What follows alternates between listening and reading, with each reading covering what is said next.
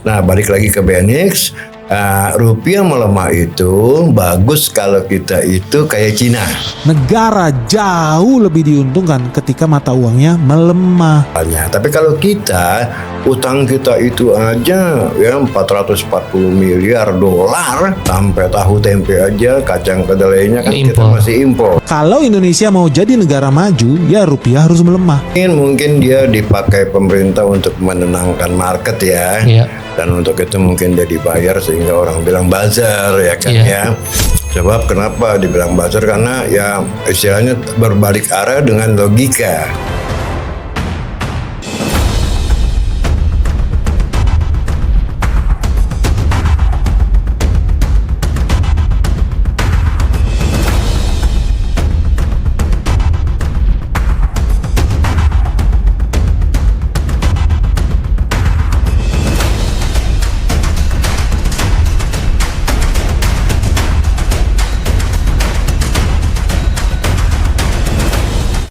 Kembali di Rujak Politik. Hari ini kita kedatangan tamu istimewa, yaitu pakar ekonom Prof.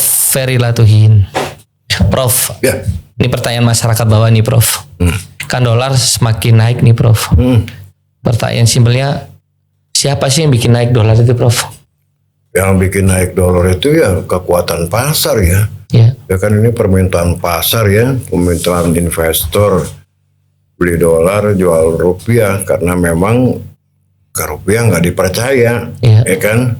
Kenapa rupiah nggak dipercaya? Ya karena ekonominya, fundamentalnya juga nggak bagus ya. Ekonomi kita tidak baik-baik saja. Nah itu tercermin dari APBN ya kan?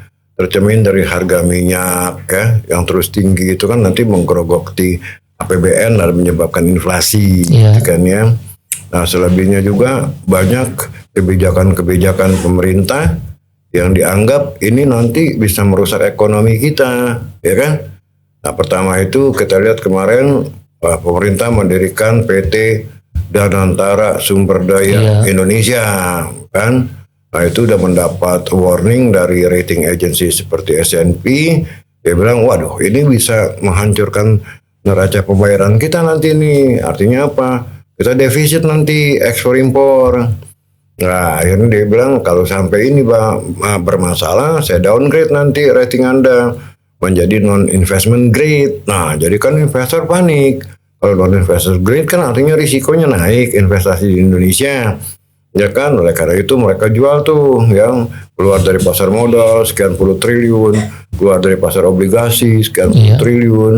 Nah, keluarkan begitu kan mereka dapat rupiah, mereka tukarkan dolar, gitu kan, makanya dolar naik terus. Nah, sekarang masalahnya sampai ini hari pun BI udah mati-matian tuh intervensi. Yang tadi bahasa Prof intervensi itu dia ngejual saham Prof ya? Iya, ngejual dolar. Jual dolar ya? Ya supaya dolarnya turun kan. Tapi kalau dia turun, dimakan lagi sama market, naik lagi, dimakan. Makanya kelihatan tuh kalau BI intervensi, volatility-nya, fluktuasinya tuh tinggi sekali. Nah kalau market yang lain nggak begitu volatility-nya, paling nah itu ini market nih, dia kan 1 poin 2 poin. Tapi kalau 100 poin turun, 100 poin naik, nah itu pasti BI ngelawan market, ya kan itu indikasinya, ya kan ya. Nah sekarang pertanyaannya, BI ini kan ditekan nih ya sama DPR ya, sama pemerintah. Ayo BI intervensi mati-matian gitu kan. Wah BI ya mau nggak mau ya kan, daripada dipecat ya gua udah, barangkali BI sendiri juga nggak mau gitu kan. BI bilang wah ini bahaya ini, kalau sampai cadangan devisa kita habis, selesai nih ya kan Indonesia nih. Nah tapi karena dapat tekanan dari DPR, bahkan di DPR tuh si Primus tuh orang kan bilang, ya kan, oh, ini kenapa Bapak nggak mengundurkan diri aja kan gitu. Betul. Ya kan, wah itu malah bahaya bos, kalau sampai si Periwardio mengundurkan diri, itu asing tambah kabur lagi. Ya artinya kan dia udah nggak independen lagi, ya kan ya Bank Indonesia, Bank Sentral kan harus independen, nggak boleh dipengaruhi oleh pemerintah.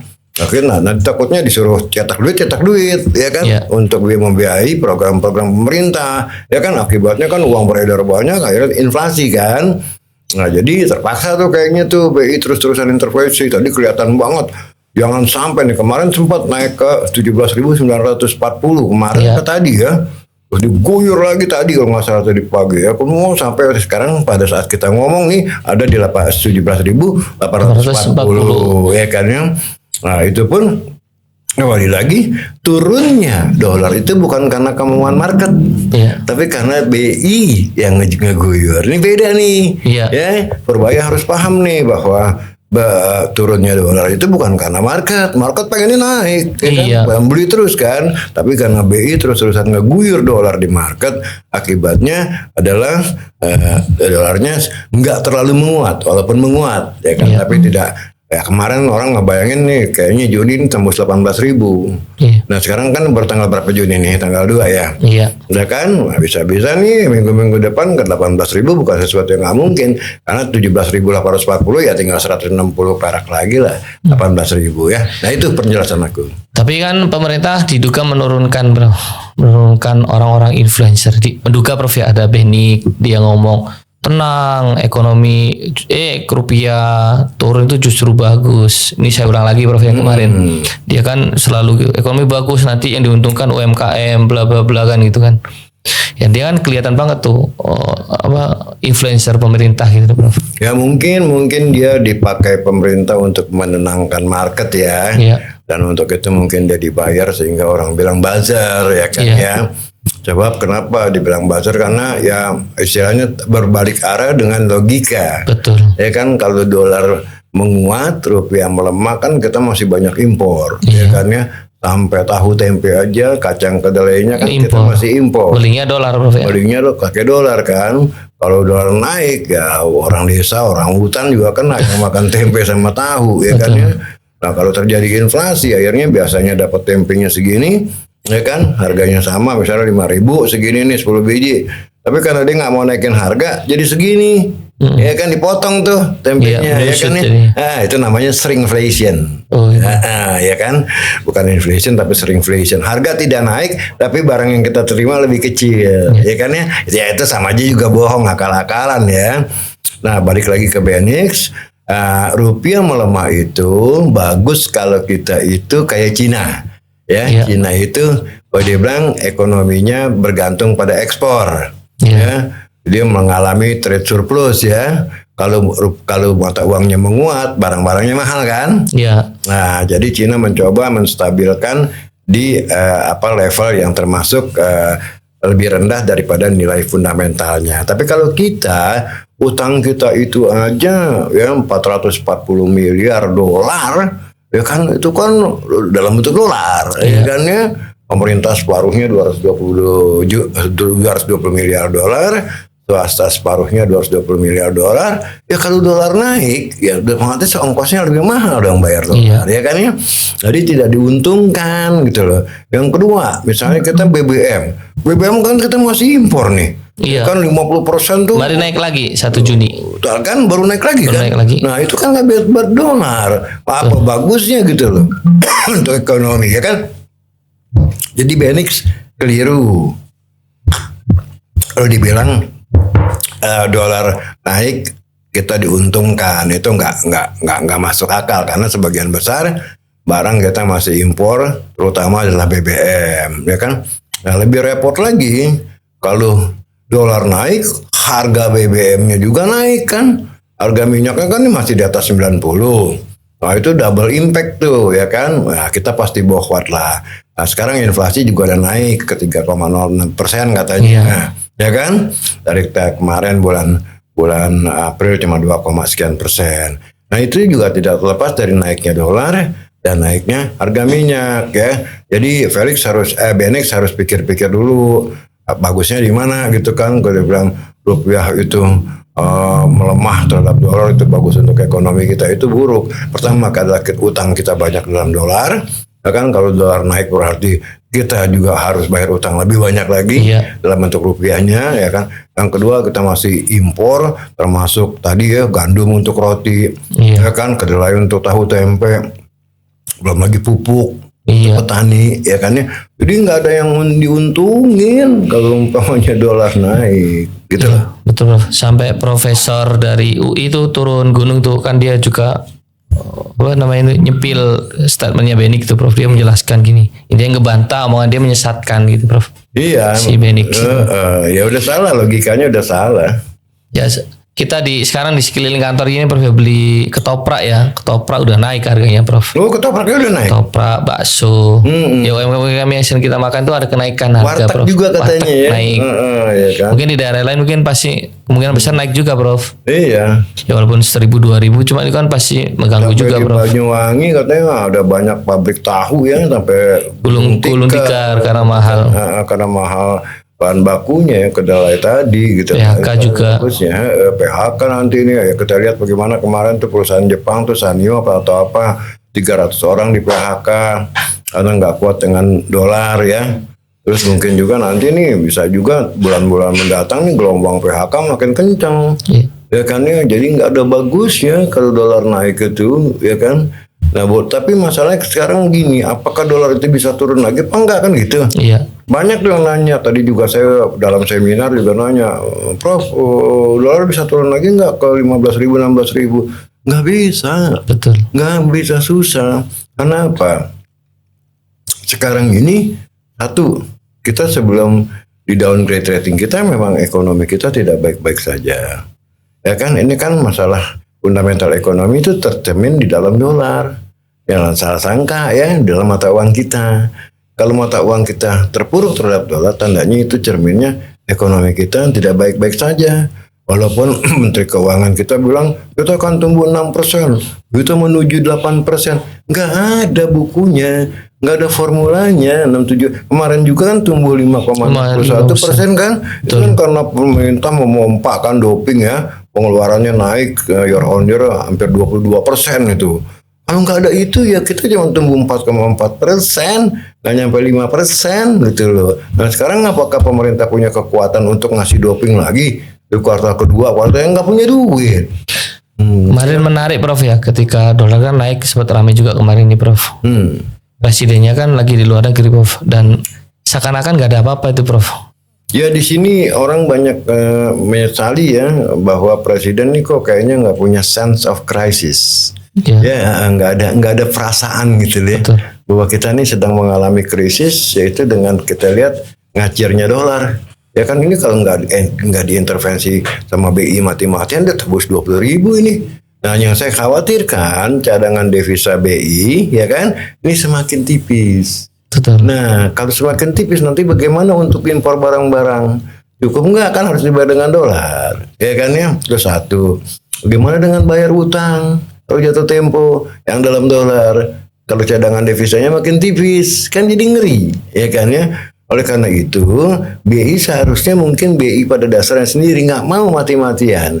Udah biarin kita nggak bisa ngelawan market gitu loh. Iya. Tapi masalahnya kan di DPR dia dimaki-maki, dianggap dia yang salah. Ya kan, padahal ini yang salah pemerintah bukan BI. BI kan itu kebijakan moneter tugasnya naikin nurunin suku bunga. Iya. Ya kan, sama intervensi lah kalau ada diperlukan gitu. Yang bikin kebijakan ekonomi kan pemerintah. Ya kan termasuk makan bergizi gratis, KDMP, semua yang bakar duit ya. Iya. Alutsista yang luar biasa ratusan triliun jumlahnya. Lantas bikin PT DSI yang membuat rating agency bilang, gua ancam, gua turunin lo rating lo. Ini bakal jadi bukan jadi bakal ini sesuatu yang kagak bener nih. Ya kalau lu mau bikin karena under invoicing ekspor bahan kelapa sawit sama batu bara sama ferroalloy, ya bikin pakai aja konsultan. Kenapa mesti bikin PT di antara DSI? Ya kan? Nah ini kan jadi nanti bingung orang mau ekspor ke langsung ke buyer nggak bisa, harus ke Danantara dulu, Danantara nanti ke mana ke buyers. Nah, banyak malah yang curiga ya pengusaha ini jangan-jangan nanti dipakai sebagai alat untuk memeras pengusaha sawit. Batu bara kan bisa. Buat bargaining ya. Iya buat bargaining, kalau nggak lo kagak keluar barang lo kan bisa. Nah kan jadi ini sama sekali makanya mau di downgrade. Sama rating agency. Nah itulah yang melemahkan dolar. Prof, saya pernah ngobrol sama Prof sempat ngomong tuh, Purbaya itu bukan ahli ekonom, dia hanya tesis bikin buku yang punya ekonom itu Bro. Secara pendidikan kan. Iya, secara pendidikan kan dia juga nggak linear ya. Iya. Dia juga kalau kita nyerang dia kebijakannya, dia nyerang kita pribadinya. ad hominem itu namanya. Harusnya kalau kita bilang kamu salah nih menguncurkan menarik sal 275 T dikasih ke Himbara, salah karena Himbara lagi kelebihan likuiditas. Lah bukannya di counter argue dia malah dia ngerti apa. Iya. Kan itu bukan jawabannya ya. Betul. Kan ya. Gua kan S3, kan lu kan S2 tuh sama orang Citibank kan. Betul. Nah itu kan nggak mencerminkan bahwa dia seorang ekonom gitu loh ya. Nah yang kedua memang secara pendidikan pun dia studinya nggak linear. Dia kan ITB dulu, elektro, lantas loncat S2, S3, ekonomi katanya di Perju kan. Ya tapi kalau ngelihat kayak begitu kebijakan-kebijakannya saja. Kalau saya sih bilang siapa yang percaya dia ekonom gitu kan. Iya. Kalau saat bank kelebihan likuiditas dia guyur, diambil sal, diguyur ke likuiditas ke Himbara, terbalik. Nah sekarang tiba-tiba bilang serok saham gitu. Iya. Itu Menteri Keuangan masuk kayak gitu. Iya. Emang lu bandar saham kan? Nggak boleh cuy kayak gitu. Ya udah jual dolar nanti 16.500.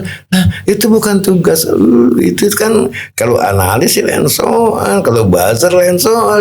Ini kan Menteri Keuangan seharusnya nggak banyak ngomong gitu loh. Profesor sama Prof sama Pak Purbaya kan teman dekat Prof. Pernah nggak dulu pernah sama-sama di Dana Reksa. Dana Reksa betul. Pernah nggak Prof ditelepon? Jangan kenceng-kenceng dong negornya atau apa gitu. Enggak. Saya kan tetap ngomong berdasarkan angka. Ya kan nggak menyerang pribadi. Iya. Ya kan saya kalau nyerang pribadi ya karena dia nyerang pribadi saya kan gitu ya. Tapi saya ngomong berdasarkan angka ya cobalah kalau saya punya argumen kayak gini Anda bikin antitesisnya dong. Iya betul. Jangan nyerang-nyerang gitu pribadinya kan tiap kali siapa yang dia nggak suka dia serang pribadinya. Iya, kan betul. Itu kan tidak mencerminkan Anda seorang ekonom lah. Selebihnya kita lihat bagaimana dia bilang ini dolar 17.840 ini enggak di atas 17.800 nggak masuk akal dia bilang ya. Gimana nggak masuk akal? Ya jelas nggak masuk akal kalau dia bermimpi bahwa dia rasa dia bisa bikin ekonomi tumbuh 8%, sementara market nggak percaya ya nggak masuk akal. Ya market nggak percaya, ikan lalu tumbuh 5,11% aja 2025 nggak dipercaya sama rating agency. Buktinya kan outlooknya di downgrade dari stabil ke negatif. Nah dia kayak seolah-olah bermimpi atau ya bukan bermimpi ya mau menenangkan presiden atau ngebohongin presiden gitu ya supaya dia nggak dicopot jadi Menteri Keuangan. Maka dia keluar lah bahwa angka pertumbuhan ekonomi gitu nanti 6%, 7%, 8%. Nggak ada gitu loh ya. Betul. Prof, tadi kan rupiah makin melemah nih. Masyarakat kita kan Prof Ferry kan sempat ngomong tuh, Prof invest emas apa dolar? Prof kan bilang ya mending dolar gitu kan. Terus dolar naik nih, kalau masyarakat beli dolar semuanya bakalan lemah dong Prof. Rupiah Prof. Ya, otomatis kalau ya kan saya bukan kayak gini kalau orang nanya saya bilang beli dolar kan ya nggak harus orang semua percaya sama saya ya kan. Nah, kalau mereka percaya ya yang pastilah semua apalagi semua ini kalau masyarakat sih nggak berpengaruh ya kayak ibu-ibu pergi ke money changer tuh nggak mempengaruhi kecil. Nah yang pemain besar itu kan seperti investor besar ya, bank-bank besar ya kan, investment bank, klien-klien mereka yang disebut high net worth ya kan, yang hartanya gunung gitu kan. Kalau ibu-ibu yang beli ke money changer mah duit dapur, duit selisih bawang putih. Iya, selisih bawang putih, nggak ngaruh gitu loh. Jadi percuma ngomong bilangin sama ibu-ibu jangan beli dolar lah, nggak ngaruh karena kecil sekali ya daya dongkrak terhadap dolar. Mereka kan main recehan, kan. Tapi kalau umpamanya investor besar, high net worth individual segala macam, wah itu sekali dorong aja bisa ke 20.000. Prof, sebulan lagi atau 2 bulan lagi kan bakalan ada apa namanya itu pada El Nino, bakalan kekeringan panjang nih Prof ya. Dolar makin naik, rupiah makin turun. Kira-kira ekonomi kita seperti apa Prof ya? El Nino itu bakal menyerang semua negara, bukan kita aja ya. Itu kan musim yang panas panjang ya kan, membuat gagal panen kan. Nah kalau gagal panen kan berarti kan nggak cukup nih memenuhi demand kan, memenuhi permintaan. Maka kalau nggak cukup Ya impor pun dia istilahnya begini, harga naik kan, kalau karena supply-nya kan turun ya. Turun, betul. Permintaannya tetap gitu kan, ya mekanisme ekonomi harga naik. Nah kalau harga naik itu kan menambah beban ke kita kan, ke konsumen kan, ya kan bisa juga bawang putih naik, ya kan ya. Terus sembako yang lain juga naik, beras ya kan, gula yang mesti impor gitu kan ya. Jagung untuk pakan ternak, tempe, tahu, ya kan, kedelainya masih kita impor, roti yang gandumnya kita masih impor, itu bisa naik semua karena gagal panen. Jangankan gagal panen dalam skala dunia, gagal panen dalam skala lokal aja, misalnya di negara kita aja ya, itu bisa bikin harga naik. Nah, tapi nggak sekeras kalau skala dunia. Sebab kalau gagal panen lokal kita masih bisa impor dengan harga yang wajar di luar sana kan. Misalnya kita impor dari Vietnam gitu kan beras. Tapi kalau di Vietnam juga harganya naik karena semua seluruh dunia kena, ya kita impor juga pasti lebih naik harganya, ya kan ya. Nah El Nino ini akan memberikan tekanan kepada konsumen, daya belinya tambah rontok, sehingga ekonomi juga tertekan karena permintaannya turun.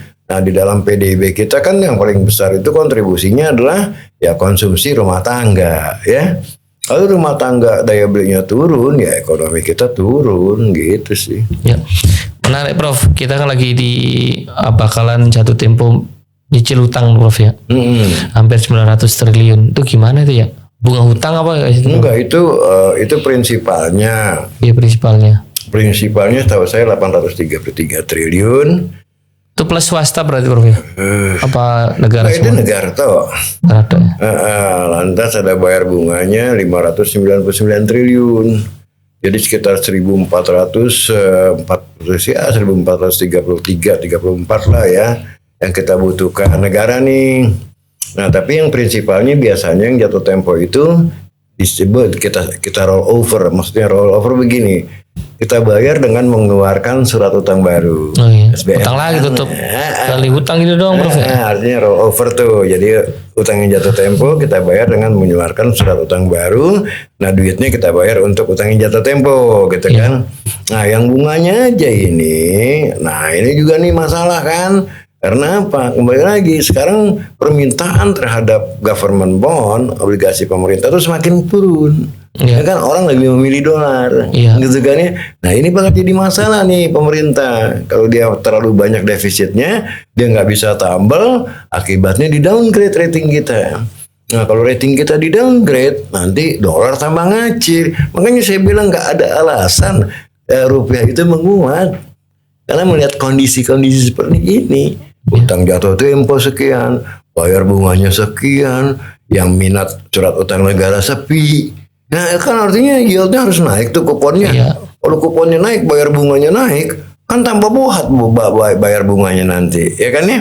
Ya, buat 6 bulan ke depan misalnya, ya kan? Betul. Nah itulah makanya saya bilang nggak ada alasan. Di buku saya tuh nggak ada alasan rupiah mau menguat. Makanya dihajar sama BI pun ya udah habis-habisan. Saya ngeri tuh sekarang cadangan devisa BI udah kurang dari 140 miliar loh. Udah lebih dari dari awal Januari sampai sekarang tuh udah lebih dari 15 miliar US dollar dipakai untuk intervensi sama capital flight ya. Bakar duit doang ya. Prof, kalau untuk yang ini Prof, orang-orang yang punya emas nih Prof, kita balikan di luar dari imbas dolar ada emas nih Prof. Kan emasnya sempat naik, terus sekarang stagnan.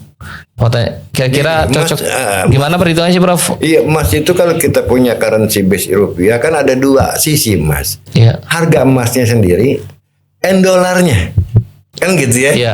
Ya, harga emas kan harga emas dalam dolar kan gitu kalau pasar dunia kan. Nah, kalau harga emasnya turun tapi dolarnya naik dalam bentuk rupiah kita nggak rugi. Iya. Ya kan ya, apalagi turunnya harga emas lebih kecil daripada naiknya dolar, kita masih untung megang emas gitu kan ya. Sebaliknya harga emas naik ya kan, dolar turun juga sama offsetting ya. Oh iya benar. Nah ya kita sama tadi. Nah kalau harga emasnya sendiri dalam bentuk dolar, saya nggak yakin dia bakal naik lagi ke 5.000. Ya per troy ounce ya. Sekarang 4.550 kalau nggak salah. Mungkin juga bisa turun. Tapi kalau kita lihat dolarnya nggak mungkin turun, malah bakal naik. Iya. Kan ya? Jadi megang emas tuh seolah-olah oke lah. Misalnya kalau dalam rupiah 2.600.000 per gram misalnya ya, Iya. nggak akan naik, nggak akan turun karena tadi kalau harga emas turun, dolarnya masih kesempatan naik. Gitu. Tapi kalau potensi dijual bagus Prof ya. Gini, kalau memang mau dijual sih ya kalau udah untung ya nggak rugi. Ya. Ya. Tapi kalau untuk naik lagi nggak mungkin Prof ya, emas itu Prof. Emas itu kalau dalam dolar kayaknya sulit untuk naik lagi. Karena nanti ini the Fed yang akan datang ini karena inflasi di Amerika, Iya. kemungkinan akan naikkan suku bunga. Iya. Sehingga cost of fund-nya naik untuk beli emas. Emas kan nggak menghasilkan income. Iya. Ya kan, sementara kalau kita beli emas kan kita harus bayar kalau kita minjam, ya kan? Iya. Nah itulah makanya saya bilang harga emas sih sulit untuk naik karena akan ada tekanan bahwa the Fed mungkin akibat inflasi yang tinggi karena harga minyak akan menaikkan suku bunga sehingga harga emas akan naik. Tapi dolarnya ini kemungkinan naik. Iya. Gitu loh kalau dalam rupiah. Iya. Nah, ya kan ya? Karena semakin tinggi the Fed naikin suku bunga, semakin tertekan rupiah, semakin orang kabur ke dolar. Iya. Ya kan kayak gitu. Oh, jadi kalau untuk potensi emas naik sampai 3 juta lebih mah Udah nggak, kayaknya udah nggak mungkin Prof ya. Udah nggak mungkin. Kecuali dolarnya terbang ke 30.000. Iya, ya udah selesai Prof, nggak ada Indonesia itu Iya, kan. nggak ada di, ya kan. Tapi kalau dolarnya masih 20.000 sih nggak mungkin. Ya, Prof, nasihat untuk enak UMKM kan sekarang lagi kena apa? Pajak lagi ya 1 Juni kemarin. Gimana itu tadinya, Prof? Waduh, UMKM, CV, Betul, ya kan? yang punya pendapatan 6 juta apa 7 juta kena pajak. Mau 22% itu yang tadinya cuma 0,5%. Di beberapa daerah PBB juga udah naik 2 kali lipat. Nah ini kan bukti bahwa pemerintah kedodoran. Ya, pendapatannya kedodoran, ya kan, defisitnya kedodoran, sampai akhirnya nyari duitnya dari mana? Ya naikin pajak gitu loh. Nah ini akan menambah beban. Nah terutama ke UMKM gitu kan ya, pedagang kecil ya kan ya. Nah kalau mereka sebagai tulang punggung, katanya UMKM sebagai tulang punggung ekonomi kita, sehingga kita resilient ya, tahan banting. Nah kalau sekarang tenaganya digerogotin dengan pajak yang tinggi kan, mereka jadi reot, ya kan? Iya. Ya jadi ambruk lah ekonomi kita. Nah, ini pemerintah selalu konyol dalam bikin kebijakan. Gitu. Prof, saya sempat nonton ada statement dari salah satu pakar, saya lupa namanya. Beliau mengatakan bahwasanya Indonesia ini hidup 80% dari pendapatan pajak gitu Prof. Iya, memang semuanya ya istilahnya pendapat ini kayak negara-negara misalnya Arab.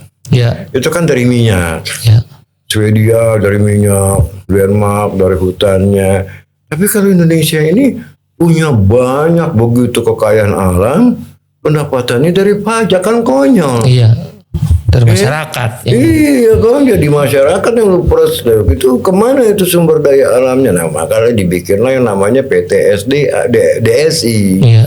Untuk mengamankan, kata Prabowo bilang untuk mengamankan sumber daya alam kita, terutama batu bara dan sawit dan ferroalloy. Tapi masalahnya PT DSI ini ya kalau salah-salah kelola bisa jadi alat pemeras pengusaha sawit dan batu bara. Kabur bahkan. Kabur nanti ya kan. Nah itu makanya saya bilang seharusnya kalau masalahnya adalah under invoicing atau transfer pricing, sewa konsultan aja. Sistemnya Prof. Sistem, ini kan sistem. Ya kan, tapi kalau bikin badan kayak begitu kan bisa jadi alat pemerasan. Begitu Prof ya. Ada nasihat lagi Prof buat masyarakat bawah nih Prof.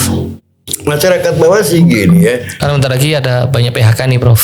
Iya, ini mengantisipasi bakal ada badai PHK, mereka yang kena PHK ya siap-siaplah mencari alternatif ya, kerja sebagai apa gitu kan. Kalau punya dia kerja di pabrik, pabriknya tutup, Iya. Nah, sementara hidup kan harus jalan terus nih. Ya banyak sih orang yang akhirnya lari ke informal sektor ya kan. Ada yang buka warung, ada yang buka bakso, ada yang buka bubur ayam, tapi itu kan juga perlu modal. Nah kebanyakan mereka jadi sopir Gojek, Iya. mau sopir Grab, ya kan? Kalau udah di itu mau diin 8%. Iya, takutnya nanti ya itu sebetulnya kalau memang perusahaannya kagak rugi sih nggak bermasalah. Tapi kalau operatornya rugi, dia bilang waduh saya mesti tutup lapak saya, ya selesai lah. 7 juta orang juga yang jadi driver ojol ya. Ya. Kayak gitu sih. Prof, belok kanan dikit Prof. MBG mau diundang-undangin Prof. Mau dijadiin kementerian apa ya? Iya kalau nggak salah ya. Kalau saya mau rencana mau dijadiin kementerian, mau disain sebagai diundang-undangin Prof. Wajib loh Prof.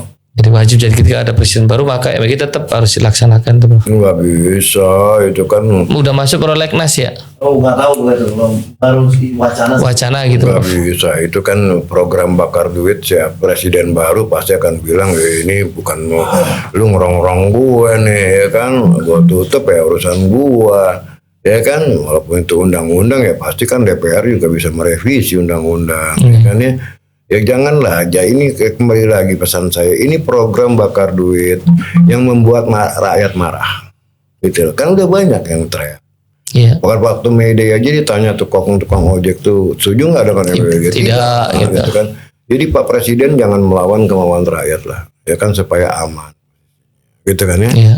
Itu sih pesan. Kalau soal tuduhan Soros itu gimana itu Prof ya? Enggak ada itu. Kalau Soros tuh enggak perlu. Enggak, itu dulu nggak cuma ke Prof Ferry ya. Ada yang bikin Mas Dendi dituduh apa pendananya dari Soros. Intinya orang-orang yang kritik ke pemerintah agen Soros. Enggak ada Soros yang mana perlu agen. Indonesia terlalu kecil untuk dihancurin. Enggak ada agen. Kalau agen itu kan harus orang dalam. Orang luar mana ada agen. Misalnya Mas Saiful, ya kan orang kementerian yang bisa dapat akses ke dokumen. Itu bisa dianggap, bisa dicurigai sebagai agen karena Mas Saiful orang dalam. Ya. Ya punya akses ya ke dokumen. Nah kalau kayak saya kan orang luar. Ya. Ya paling agen rokok. Prof, kita kan nggak tahu juga siapa sih Soros. Sepengetahuannya Profesor, dia sebenarnya siapa sih Prof? Ya Soros itu investor besar ya, dia punya fund yang besar untuk bermain segala macam aset, bukan cuma currency aja, juga main emas, main komoditas, main saham, main obligasi.